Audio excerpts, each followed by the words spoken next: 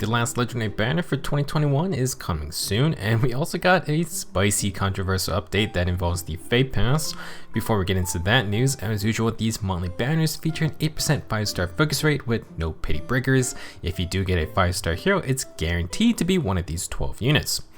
Beginning with this banner will also be the ability to spark it after 40 summons. The catch is that this will only be available if you have the Feh Pass subscription. Not only can you spark the brand new legendary or mythic hero each month, but you can select any of the 12 featured 5 stars. What is also important to note with this update is that this Feh Pass spark will also be added to new seasonal banners and the double special heroes banners as well. The only exception is that this won't include revivals for old seasonal or old special hero banners, which is a strange choice.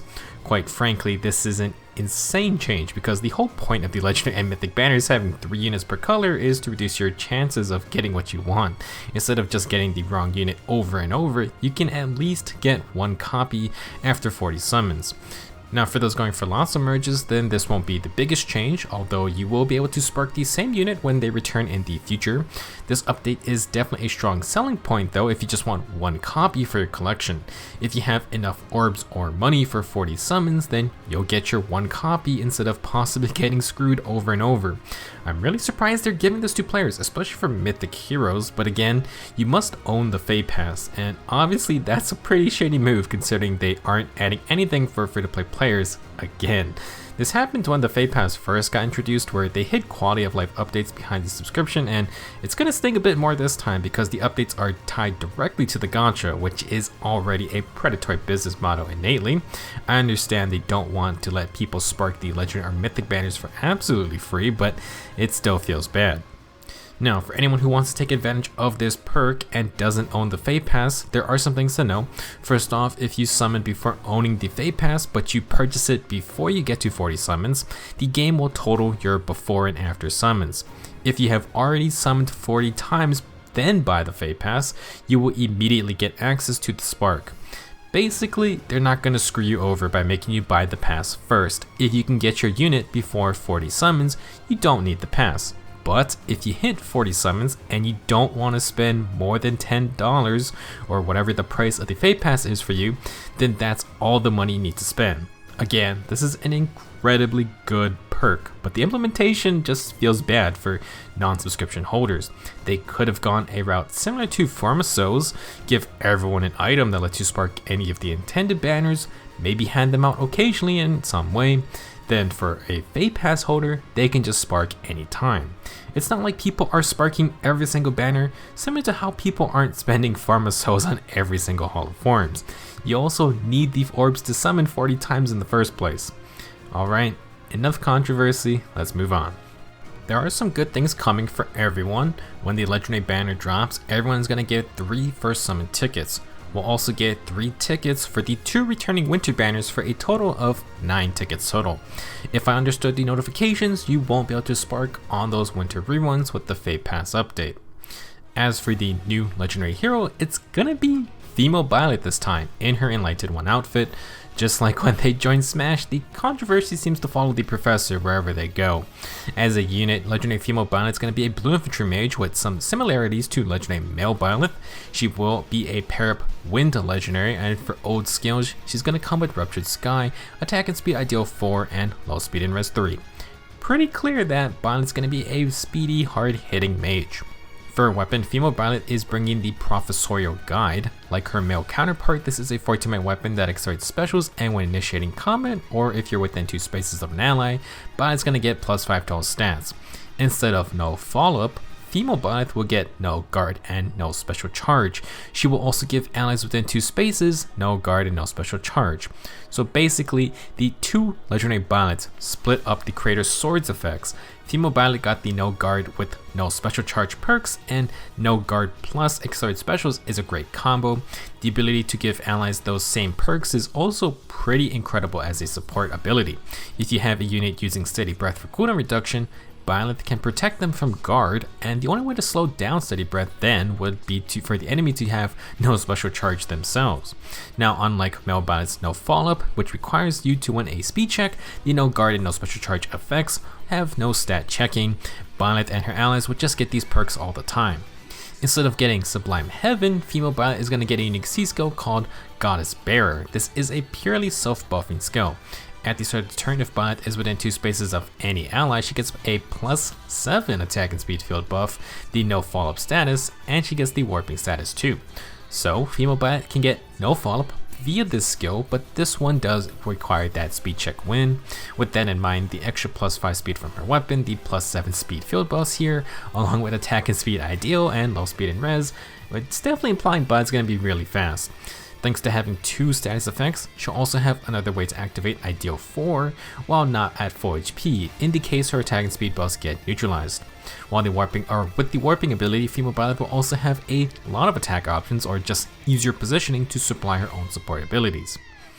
Between the 2 legendary Byleths, there are some similarities, but I would say they are both different enough. Female Byleth will also be able to run wind sweep builds like her male counterpart, and since she has no guard, she was not going to need Time's Pulse to get Ruptured Sky off on her second attack. Having the warping status also makes her harder to protect when she is attacking. Male Byleth, meanwhile, has better one-shot potential since he has Sublime Heaven, and that also gets rid of damage reduction. He also has Time's Pulse for the instant proc, but that won't get the same buffs as Female Byleth with her C skill. In terms of support abilities, Male Byleth's no follow-up is fantastic, extremely powerful offense and defense. However, Female Byleth's no guard with no special charge is also pretty good, and it's a lot harder to get those abilities. We've seen how strong no guard can be for an offensive unit like Brave Eirika, but no special charge is also a nice perk. Spreading that in an AoE can make it really tough for units who depend on heavy or flashing blade. For example, you can mess up Gale Force strategies, or you can mess up Brave Eirika's who are using heavy blade themselves. While she has no guard, which makes guard skills useless, Eirika cannot stop no special charge, and if you're depending on the extra 2 cooldown for Dragon Fang or Gale Force, then suddenly the whole fight can change. It's not going to stop enemies who aren't using heavy or flashing blade type cooldown reduction, but generally you're going to be able to stop the big high cooldown specials like Gale Force, or simply stop special fighter army units who bop you with an instant bonfire. I think Legendary Female Byleth would be another good unit, and I think she's going to be a bit more impactful when controlled by the AI, thanks to having that warp status. Now let's continue on with the rest of the banner. We have 11 other heroes available, and I will reiterate that the Feh Pass Spark applies to any unit here, and there are some choice picks. For the red group, we're going to have Leaf, Legendary Lilina, and Brave Marth. For blue, it's going to be Legendary Female Byleth, Seiros, and Brave Eirika. Green has Freyja, Legendary Male Byleth, and Brave Gatekeeper. Colorless has Ashe, Brave Marianne, and Yuri. Ashe is our new Book 6 freebie, and she's on the Book 6 banner, which is ending today. It would be possible to spark her twice if you want it. Besides the 2 Byleths appearing at the same time, we also have the full CYL5 roster available. For those playing Summoner duels, we have 2 of the top Kanto abusers here in Brave Eirika and Yuri. What a convenient time to make them sparkable. Starting with the red group, let's talk about each unit briefly and what skills they have on offer. Starting with Mythic Leaf, he's an animal mythic hero and an infantry swordsman with that awkward 30 speed. He does have higher res though, and Leaf is meant to be a little tankier thanks to his sword and B skill. If he's within 3 spaces of an ally, he'll get +4 to all stats and a follow-up attack thanks to his sword. But he's also going to chunk the closest ally for 20 recoil damage, not exactly the best teammate. For his B skill Deadly Balance, Leaf can inflict -5 attack and defense on the foe, and he'll get special charge +1 per the foe's attack.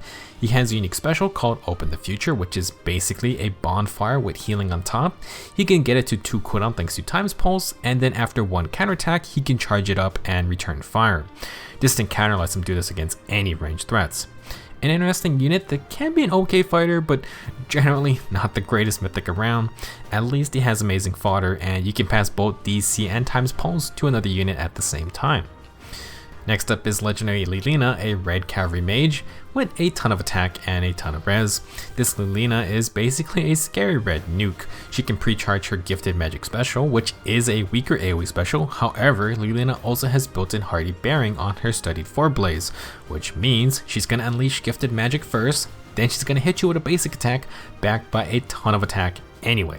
She adds more attack and res via attack and res solo 4, and sabotage res will debuff foes. Pulse Smoke can be nice for slowing down enemy specials. Sabotage res is on the lower priority here if you want it, since it's on a heroic grail unit, but attack and speed solo 4 and Pulse Smoke are fine for inheriting.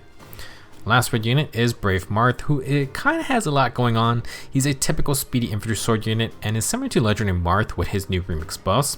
Brave Marth has his own tricks though. He has the Shining Emblem special, which deals damage based on his speed stat, but also gives Marth full +6 field buffs if he starts to turn near allies. Those allies also get +6 attack field buffs. After combat, if you proc Shining Emblem, it fully buffs the whole team, and this is important because Genesis Falchion gains more effects depending on the total field buffs on Marth's teammates. Regularly, this weapon will give accelerated specials, is effective against dragons, and grants +5 to all stats, but if your allies have 10 or more buffs, Marth is also going to gain no follow-up 3. If you have more than 25 field buffs, he gets +5 attack and 5 HP healing on hit. With over 60 field buffs, he will then get Vantage. This is scary because Brave Marth has Distant Pressure, a distant counter skill that grants bonus speed. He also comes with Spurn and even Tempest. Very fun unit and great skills to inherit. Only issue is that if you want Distant Pressure, it requires Distant Counter already.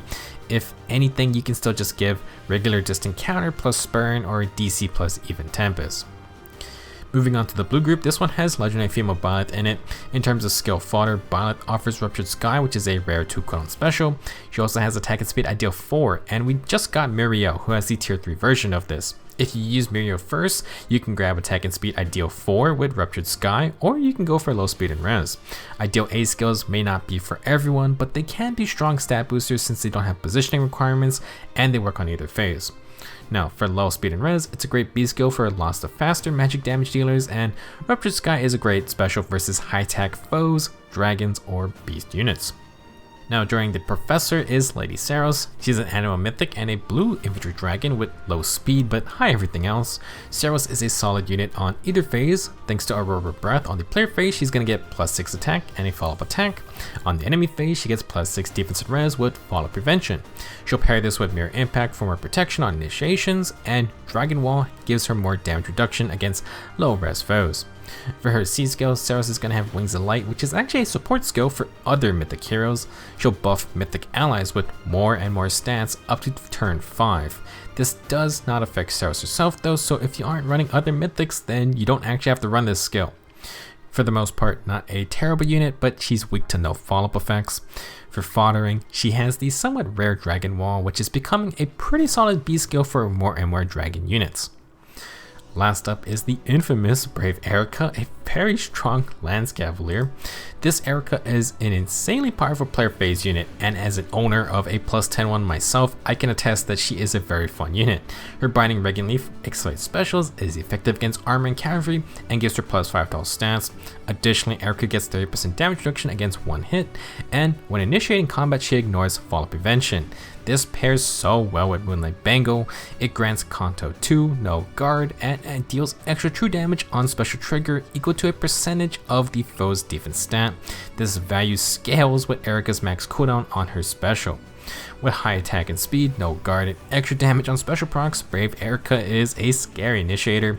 She even has Surge Sparrow, which has become one of my new favorite skills. It's just Swift Sparrow, but heals you when you use special triggers, and it heals by % max health based on special cooldown. So basically, Eirika can dive in, blow someone up with a special, plus Moonlight Bangle's extra damage. She heals thanks to Surge Sparrow, and then she can Kanto away. To make her even more annoying, she has attack and speed Menace. Absolutely amazing unit, and she has amazing fodder as well. You can get Surge Sparrow and attack and speed Menace all in one go as well. If you want to go for Legendary Female Byleth, definitely not a bad time to do so. Moving on to green, we have Mythic Freyja. She's a light mythic, and Freyja is a green beast cavalry unit. She's extremely fast but has low defense and res. This is because Freyja's Nightmare Horn comes with dodge for damage reduction, and it has distant counter 2. Sounds familiar. Her Binding Necklace is nasty as it grants stats to Freyja and also steals all of the enemy's field buffs, which is quite annoying. To go even faster, Freyja has attack and speed solo 4 and then Pulse Smoke to mess with specials. Both of those are fine skills to inherit. Very odd unit, but can be annoying if you can't deal with her speed. Next up, we have Legendary Male Byleth. We talked about him a bit already, but as I said, he's different from Female Byleth in a few ways. Male Byleth is a green mage, and he has the very powerful Sublime Heaven special. This boosts damage by 25% of Byleth's attack stat, and against dragon or beast foes, this goes up to 50% instead. It also disables non-special damage reduction skills, so Female Byleth can be quite scary to tank. He won't be able to pre-charge Sublime Heaven thanks to Time's Pulse, and he's going to boost his one-shot potential with Attack and Defense Ideal 4 and Low Attack and Res. We don't have Attack and Defense Ideal 3 on a free-to-play unit yet, but if a demoted unit can get the Attack and Speed variant, I wouldn't say it's impossible. For now, you'll have to choose between Attack and Defense Ideal, Low Attack and Res, and Time's Pulse. In terms of team play, Female Byleth offers no follow-up as a status effect. You could combine them with Female Byleth to give a team both perks of the Creator's Sword. Last green unit is the Brave Gatekeeper. Gatekeeper is an infantry green mage and a bit of an interesting unit. He is min-maxed for low speed, and his charging horn gives allies within 3 rows or 3 columns plus 5 attack and speed, which is quite nice. For his own combat, Gatekeeper can inflict attack and res debuffs and prevent follow-up attacks, but you're going to need 3 or more allies nearby for that. He'll use these tank abilities with Close Reversal, which is just a straight up better close counter, and he has Joint Drive Defense for more stats. What really makes the Gatekeeper special is his Detailed Report B skill. This skill is Obstruct on steroids, and with all the orping shenanigans going on in Feh this past year, the Gatekeeper can find a place on the team for sure. Not only does it block melee units within 1 space of him, but it can stop ranged foes within 2 spaces as well. He even stops all warping effects within 4 spaces. While the Gatekeeper may not be the strongest fighter out there, he provides a very unique anti-mobility niche, which can be great to have if all these units keep getting warping effects. Maybe he should have brought anti-Kanto as well. Last up, we have the Colorless group, and Mythic Ashe is here again. She's a free light mythic, so everyone can get her, but Ashe does provide some nice skills if you want fodder. You can watch my Book 6 banner video if you want to learn more about what Ashe does as a unit. For skills, Ashe brings Attack and Defense Unity, which is quite ideal, considering we just got some fun Christmas inheritable weapons with Attack and Defense Unity built in. If you have Attack and Defense Bond 3, which is on some free-to-play units, then Ashe can also pass along Low Attack and Defense 3. It's a pretty good solid fodder combo, although you don't have to run both skills at the same time. Next up we have Brave Marianne, who is a colorless infantry mage. Very interesting unit with pretty good offensive stats, and her tome has a stronger low speed and res effect. Plus, she gets 70% damage reduction when initiating. This allows Marianne to tank some very powerful counterattacks, but don't expect her to leave the fight on high HP. She does have a unique special though called Requiem Dance. It does no damage, but after combat it can grant another action to an ally within 2 spaces. Requiem Dance kinda has a lot of restrictions for what it offers, and unfortunately I feel like they played it really safe with this skill. Marianne can be quite a good initiator with her massive 70% damage reduction, but having no damage special really sucks. For passives, she has Time's Pulse to make it easier to survive to activate Requiem Dance, and she has no follow-up to get those doubles after surviving. For A skill, she's the sole wielder of Attack and Speed Unity, and this can be a really strong choice for units like Fallen Ike and Legendary Marth with their Spectrum Unity effects. It can also pair with our Christmas Unity weapons to cover another stat. Brave Marianne is another weird unit, but it's mainly due to her unique mechanics. At the very least, she has good fodder skills. Last unit on the list is going to be Yuri. Yuri is proof that you don't need the greatest combat skills to be a menace. He instead abuses mobility and offers a lot of power in the new Summoner Duels mode. Yuri has good attack and speed stats, but his Honorable Blade just accelerates specials and grants +6 attack and speed. That is basically all of his unique combat power. However, it also gives him 3 movement and Kanto 2. He then combines this with his unique Foul Play Assist skill, which is a 3 range swap. In essence, Yuri is an extremely cool unit, and they basically translated his whole kit from 3 houses into Feh. Turns out mobility is a very strong asset when you have smaller maps. To give a little more combat power, Yuri does get Time's Pulse to pre-charge a Glimmer. He then has the tier 4 Colorless Infantry Duel A skill for better arena scoring. All in all, not a bad banner, and I find it funny that 2 of the top meta Summoner Duels units have become sparkable at the same time.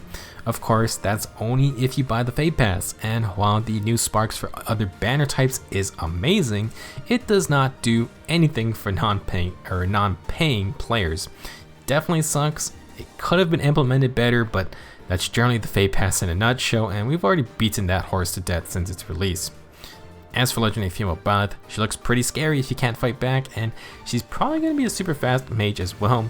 I think her warping ability will be very annoying to deal with, and I also think her AoE guard or no guard and no special charge effects will be stronger than expected as a support ability. I kind of want to get her myself, but I did spend my orbs on the Christmas banner and I don't have very much left. If you want to see what I got for my presents this year, you can check out my next video, which will be my annual Feh Christmas special. Every year I like to share the units I've built up and just summon throughout the year, talk about my favorites, and also talk about updated builds, which I have a good amount to show off this year. That will release on Christmas Day, so feel free to stop by while you're relaxing. Anyway, thank you for watching, and I'll see you very soon.